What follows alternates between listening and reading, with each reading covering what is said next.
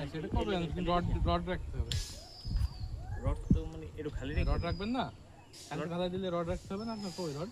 আমি চাইছি বিমের তো যদি হুক সিস্টেম করে দিই তাহলে তো রড রাখা লাগতেছে না, করে এটা লাগে হুক সিস্টেম করে দিয়ে দেন 500 টাকা বুঝলেন? 400 রডটা হ্যাঁ মানে এইটা খালি রাখবেন, এই তো খালি রাখতে পরে রড দেবেন। এই হ্যাঁ তার রডটা রাখলে একটু ঝামেলা হয়ে যায়, খালি জায়গা না।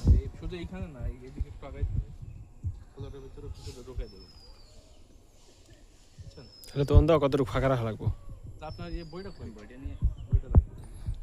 ওটুকু আগাইতে হলে তো ফাঁকা রাখা লাগবে না কতটুকু? হ্যাঁ এখানে আবার এটা তো আর ওপেন, এটা ওপেন, এটা তো ই লাগবে আপনার বলে, এটা তো খালি থাকবে। ওই যে চকিটা কত দূর কি এটা দেখতে হবে। সেটি তো আপনি জেনে দাঁড়াইছেন, এনথনি তো উঠবে। হ্যাঁ এখান থেকে ধরুন ঢুকে চকি যদি আমার ভিতরে 4 ফিট হয় তাহলে রড তো ভিতর পর্যন্ত দিতে হবে। এই পর্যন্ত তো ফাঁকা না রাখলে রড আগে না ঢুকালে তো ফাঁকা রাখাই লাগবে।